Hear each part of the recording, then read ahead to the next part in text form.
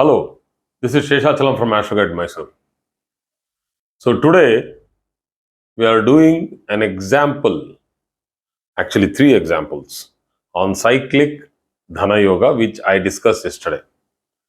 So somebody yesterday had commented that better use a board.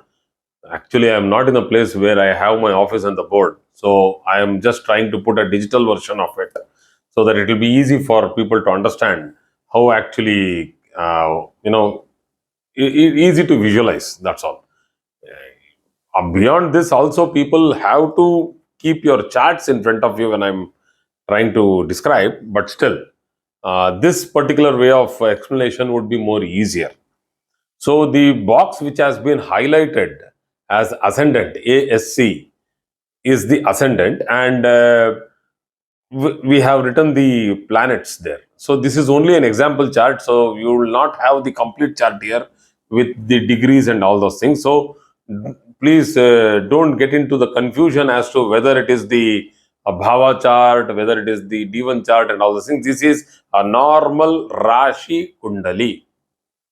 Normal Rashi Kundali with the houses as per the placements what have been shown.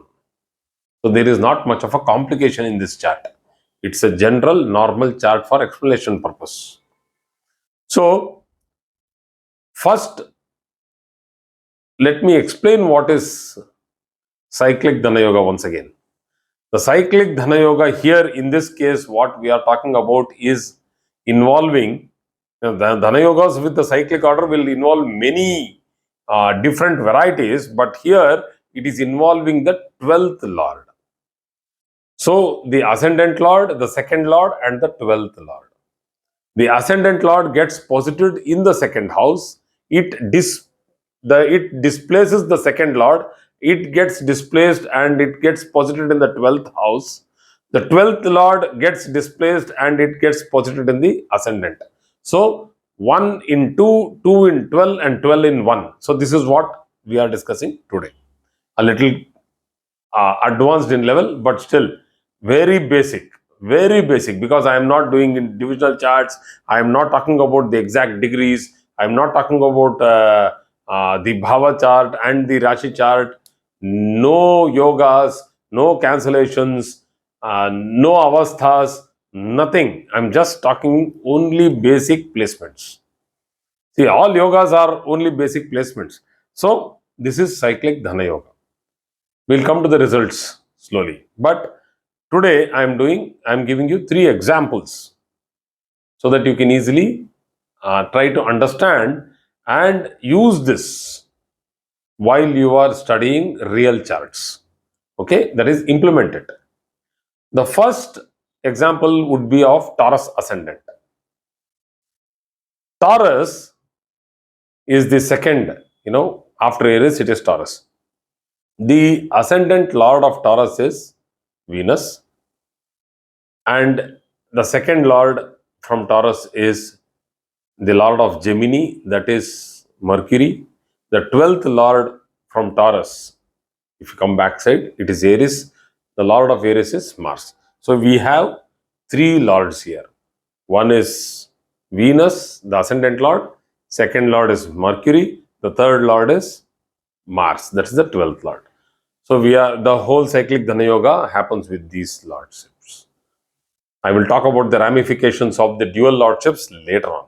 But first, the Cyclic Dhana Yoga. Venus gets placed in Gemini. That is, the ascendant lord falls in Gemini. The lord of Gemini, that is Mercury, falls in Aries. And the lord of Aries, that is Mars, falls in Taurus. This gives rise to an excellent Dhana Yoga. Not only does the ascendant lord go to the second house, but there is a major displacement of the second lord. It has not come to the first house like the Ayatna Dhanalabha Yoga. It has gone to the 12th house. It has gone 30 degrees backwards. So 30 degrees is one Rashi, one sign. So it has gone 30 degrees backwards. So it has gone to the 12th house. So people will tell you are involving a triksthana. Triksthanas or the dusthanas are the 6th, 8th and 12th houses. So involving triksthanas means that something bad is going to happen. Do you think that everything is bad? No. 6, 8 and 12 pose challenges. And when people cannot meet the challenges because of their weakness, they feel that they are going through a bad time. If people can meet their challenges, they feel that they are equipped, they are capable, and they feel proud in the society because they can face challenges. They have a different, they get noticed in the society. People keep telling that with all this difficulty, this fellow has stood up in his life. And they are all proud of him. The same situation for another person and he succumbs, they will tell that he failed. So there is a very thin difference between, bad time and a tough time which has been successfully surpassed. So please do not take the 6th, 8th and the 12th houses always bad. They give you challenges. So you need to face challenges to come out of this. So here, going through this Taurus Ascendant Cyclic Dhana Yoga, we can see a very fantastic result coming out. The 5th Lord, which is, see, when I told result, I immediately took the dual lordship. 2nd Lord, Mercury, is also the 5th Lord. So, the 5th Lord, Mercury, falls in the 12th house. People, when they see the 5th Lord falling in the 12th house, they will feel that, oh, there is loss of education. Because 12th house, everybody feels that it is Vyayasthana. Vyaya means loss. Let us take it in the other way around. Let us count from the 5th to the 12th. Let us count it. Like I do usually count using my fingers. 5, 6, 7, 8, 9, 10, 11, 12. The 5th, from the 5th, I am counting. The 12th house is the 8th house. Let us count once again. 5th, 6th, 7th, 8th, 9th, 10th, 11th, and 12th. It is the 8th house. It is a tough house for the 5th house. It's a very tough house. And if the 5th Lord itself is going to the 8th from it, do you mean to say it is going to give great results? It's also the 12th from the Ascendant. It is the 8th from the 5th. There should be a lot of difficulty.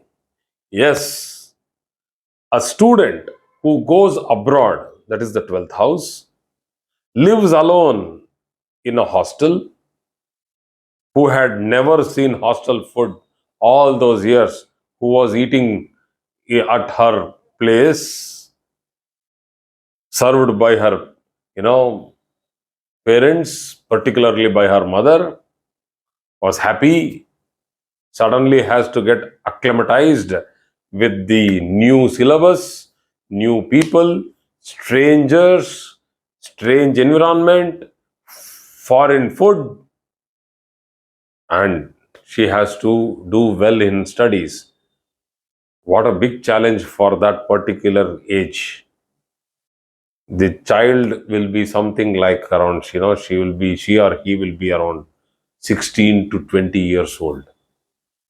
And young minds go through huge challenges. They can break very easily, but also, mind it, they also have huge capabilities. They are very strong people. Young people are very strong people. Once they make up their mind, they will never falter. Making up mind, people think that sometimes stubbornness, they are showing stubbornness. They want what they want. Sometimes it is good. If they want to study well and they are stubborn with it, Let them be. Only thing is the attitude has to change. That's it. So, studying abroad is seen if the conducive dasha bhukti and transit is there for this particular horoscope of Taurus. As an example of cyclic Dhana Yoga, these people will go abroad, study well, and the dispositor of Mercury is Mars. They have exchanged houses. Parivartana Yoga. Parivartana Yoga has happened. The first has gone to the second has gone to the 12th, the 12th has gone to the first. The Parivartana Yogas has happened. That is, it is as though the 12th Lord is sitting in the second. As though the 12th Lord is sitting in the second. This is what is called cyclic. Parivartana means as though. The second Lord going to the 12th, and as though the 12th Lord going to the second. So that's how the Parivartana works. It is not really placed there, but there is a mediator in between which is trying to make it work like that. That is the Ascendant Lord. That is the native himself. So the native will go abroad or to a faraway place from his place of birth, stay in a tough, challenging atmosphere or environment for job, get good offers and get into a good job where monetary benefits will be very good. So this is the first example. So I have given detailed first example. So I will give a summary of the second two examples and second and the third examples. So now let us go into the Leo Ascendant. So for the Leo Ascendant, we know that the Ascendant Lord is Sun, the second Lord is Mercury, the 12th Lord is Moon. An exceptional cyclic Dhana Yoga here. Exception.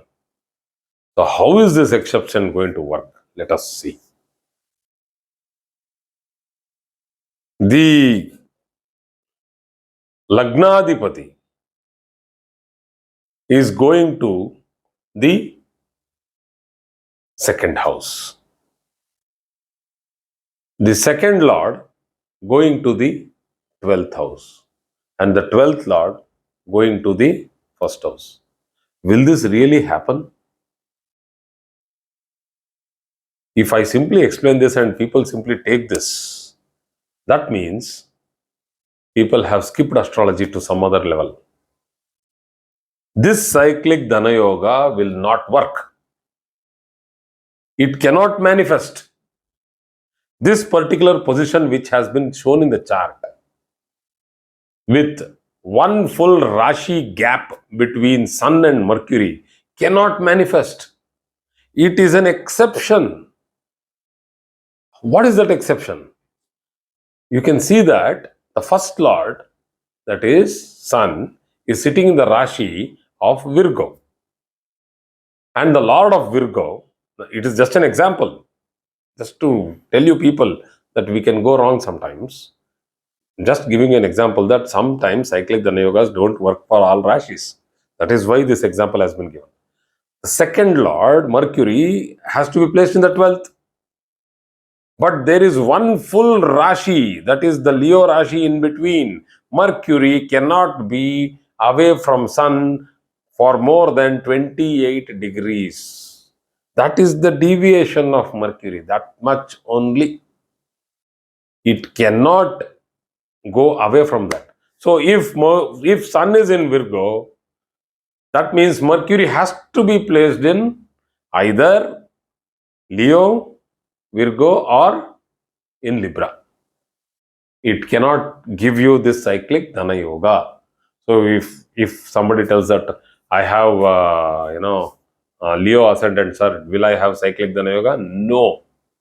This particular Dhana Yoga, no, you will not have it. So let's move on. So the next, this was just like that. Okay. So Pisces as an ascendant. Pisces has Jupiter as the ascendant lord. The second lord is Mars. The 12th lord is Saturn. So here the cyclic Dhana Yoga fully functions, 100% it functions. But this is a very peculiar cyclic Dhana Yoga here. Please try to understand. I have used one planet which is a strong enemy between the other two planets.